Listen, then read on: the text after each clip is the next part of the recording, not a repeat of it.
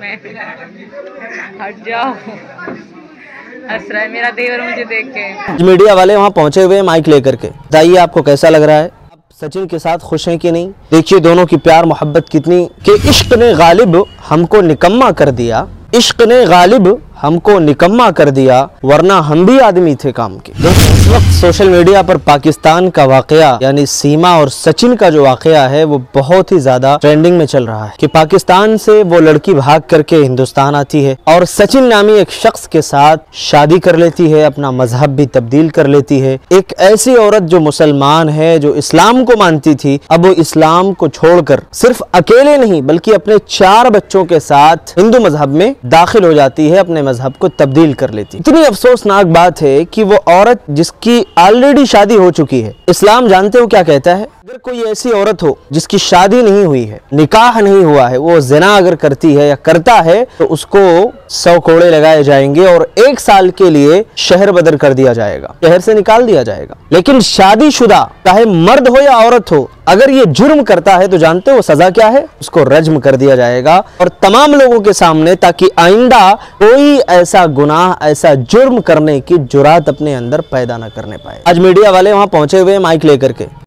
नहीं तो वहाँ से यहाँ आने का मन क्यों किया आपका? बाहर निकाले इनके साथ रहना। यानी वहां पर भाई सवाल पूछने नहीं जा रहे हैं, वहां पर उसको हिम्मत देने, उसकी हौसला अफजाई करने जा रहे हैं ये मीडिया वाले। अल्लाह इनको हिदायत नसीब फरमाए।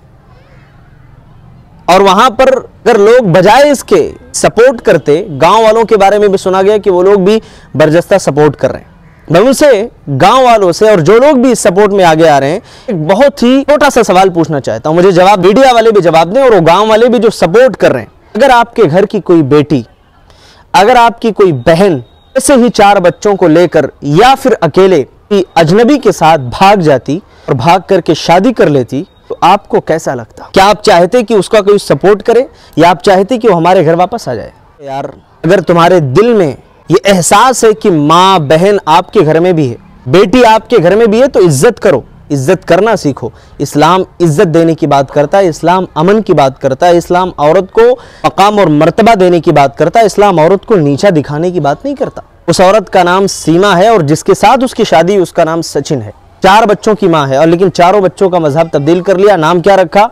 आज प्रेमिका मुन्नी परी, नाम भी तब्दील कर लिया। लोग सपोर्ट में आ रहे हैं। भाई बहुत अच्छी बात है, हिंदू मजहब में आ गई है। कान खोल करके सुन लो। ये वाकया जानते हो क्यों हुआ है? ये वाकया इसलिए हुआ कि वो औरत मोबाइल पर पबजी गेम खेला करती थी और दोनों की आपस में दोस्ती होती है और जब दोस्ती होती है तो दोनों एक दूसरे के साथ नंबर शेयर करते हैं, बातें होती हैं। फिर उसके बाद वो औरत अपना घर बार जो कि 12 लाख 14 लाख रुपए की प्रॉपर्टी थी, उस प्रॉपर्टी को बेचती है, दुबई जाती है, फिर उसके बाद नेपाल आती है। फिर नेपाल से इंडिया आने में तो कोई मसला है नहीं, पासपोर्ट तो लगेगा नहीं। उसने खुद इकरार भी किया, हाँ मैं नेपाल से हिंदुस्तान और इंडिया जो आई हूँ अवैध तरीके से आई हूँ, गलत तरीके से आई हूँ, लेकिन नेपाल तक आने के लिए मेरे पास सारे कागजात थे, सारी फॉर्मेलिटीज़ जो थी वो मैंने कंप्लीट कर लिया था, उसके बाद मैं यहाँ तक आई थी। यार इस बंदे को सोचना चाहिए। मैं एक पैगाम देना चाहूँगा जो सचिन है जिसने इसके साथ शादी की है। इस औरत ने जब अपने उस शौहर के साथ वफा नहीं किया तो अपने खून और पसीने की कमाई इसको दे रहा था, जो वहां से इसके लिए पैसे भेज रहा था ताकि मेरे बच्चे बीवी सुकून के साथ जिंदगी गुजार सकें, वो तुम्हारे साथ क्या वफा करेगी? तुम्हारे साथ क्या वफादारी करेगी? जब इस औरत से सवाल पूछा गया आपने जो पहली शादी की थी वो लव मैरिज थी या फिर अरेंज मैरिज थी, तो कहा कि नहीं मेरी शादी जो हुई थी ना जबरदस्ती हुई थी, मेरी मर्जी के खिलाफ हुई थी। जबकि सवाल पूछा गया, वहां के आसपास लोगों से मालूम किया गया तो पता ये चला कि वो वाली जो शादी थी यानी पहली जो शादी थी, शादी भी किस बुनियाद पर हुई थी? लव मैरिज थी। और अब उससे कोई अच्छा मिल गया। देखिए बुरे का नतीजा जो है ना बुरा होता है। अब इससे भी कोई अच्छा मिल जाएगा, फिर उससे भी कोई अच्छा मिलेगा, कहाँ तक दौड़ोगी, कहाँ तक भागोगी?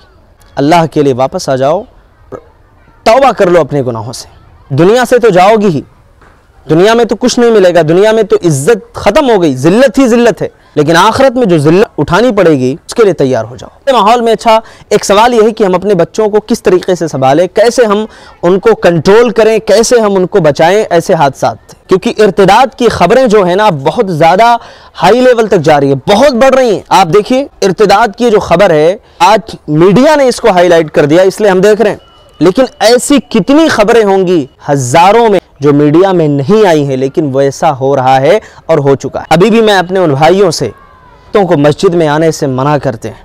अल्लाह के लिए दरवाजे खोल दो अपनी मस्जिदों के, आने दो औरतों को, कम से कम दीन पढ़ेंगी, दीन सीखेंगी, इस्लाम की बातें सुनेंगी। ऐसे हादसात तो नहीं होंगे ना, ऐसे वाकयात तो सुनने में नहीं आएंगे ना। खोल दो ना अपने दरवाजे। मस्जिदों में जाने से क्यों रोकते हो? मार्केट में जाने से नहीं रोकते, वहां मस्जिद में आने से फितना होगा, और मार्केट में बाजार में जाने से फितना नहीं होता है। अल्लाह के नबी ने कहा था कि औरतों को मस्जिद में आने से रोकना नहीं है, फितने का डर है, इंतजाम करो, पर्दे का बाज़ाब्ता नज़्म रखो, और वहां औरतों को बाकायदा इस्लामी तरबियत उनकी करो, ताकि इस तरीके के हादसात और वाकयात कभी ना होने पाए।